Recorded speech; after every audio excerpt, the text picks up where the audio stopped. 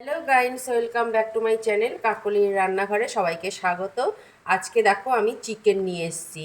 এর আগে কসুরি মেথি চিকেন করেছিলাম, আজকে শুধু করব আমি মেথি চিকেন। কিভাবে করি দেখতে থাকো। কত সুন্দরভাবে আর এত টেস্টি হবে তোমরা ভাবতেও পারবে না, একবার করলেই বুঝতে পারবে যে এই চিকেনটা সত্যিই কত সুন্দর। আমি 1 কেজি চিকেন নিয়েছি, আর আমি নিয়েছি দুটো বড় বড় রসুন বাটা নিয়ে নিলাম। এই রসুন বাটা দেব চিকেনের মধ্যে, আর খানিকটা দেব লবণ। এর মধ্যে এমন কিছু দেব না। 2 চামচ ভিনিগার দেব। তোমাদের কাছে ভিনিগার যদি না থাকে তোমরা লেবু ইউজ করতে পারো। এই দিয়ে ভালো করে মাখিয়ে দেখো, আমি মাখিয়ে আধ ঘন্টা রেখে দেবো রেস্টে ঢাকা দিয়ে।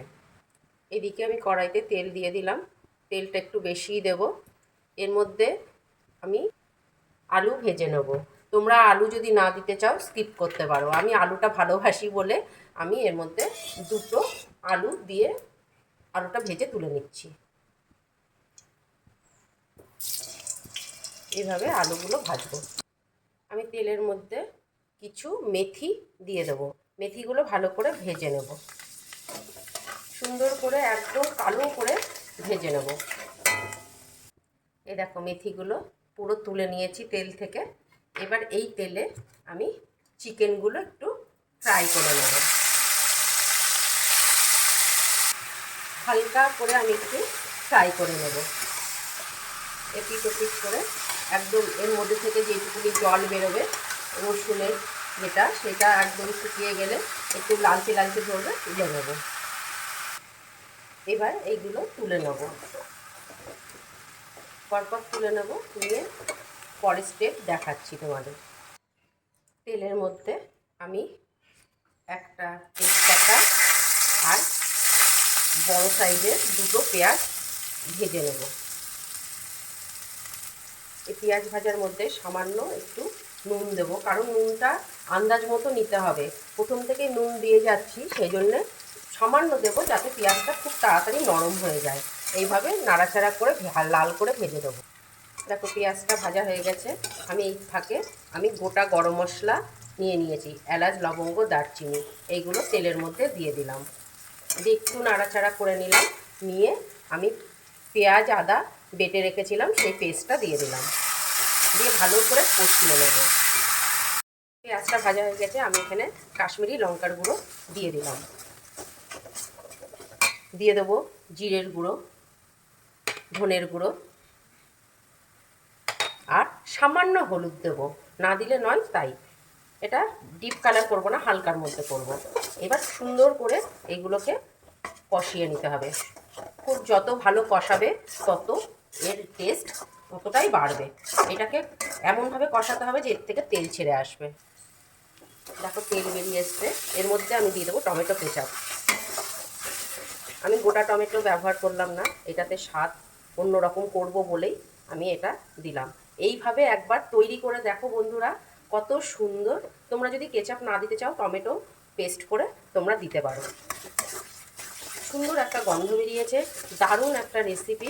চিকেন তো আমরা বিভিন্নভাবে খেয়ে থাকি, একবার এইভাবে করে দেখো না কত সুন্দর হয়। বা কেমন লাগে সবার মুখ সমান না, তবু আমি বলবো তোমরা করে অবশ্যই কমেন্ট করবে কেমন লাগলো।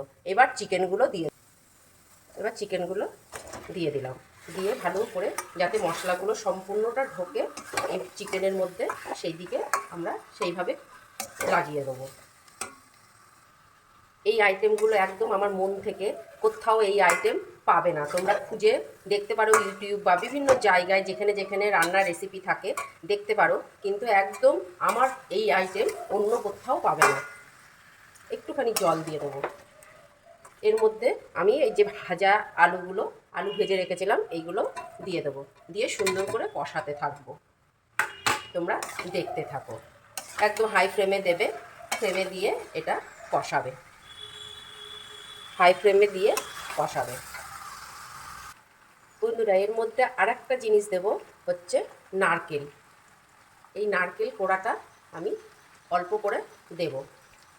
তোমরা যদি মনে করো যে নারকেল দেবে না, তাও আমি বলে দিচ্ছি যে যদি না দিতে চাও দেবে না, কিন্তু আমি একদম অন্য ধরনের রেসিপি তৈরি করব বলে এখানে নারকেলটা ব্যবহার করলাম।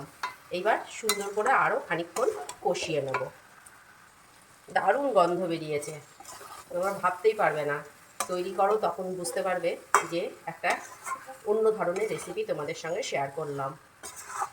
সব রকম তো আমরা খেয়ে থাকি, এরকম একটু করে একটু মুখ পাল্টে অন্য রকম ধরনের খাবার খেতে সবারই ইচ্ছে হয় যে একটু দেখি না ট্রাই করে কীরকম লাগে।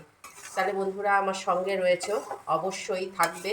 আরও সব নতুন নতুন বন্ধুদের আমন্ত্রণ করছি, অবশ্যই আমার সঙ্গে মানে ভিডিওগুলো দেখার অনুরোধ রাখছি, সঙ্গে থাকবে। তার জন্যে আমি আরও উৎসাহ পাবো এবং সাবস্ক্রাইব করার অনুরোধ তোমাদের কাছে রাখছি।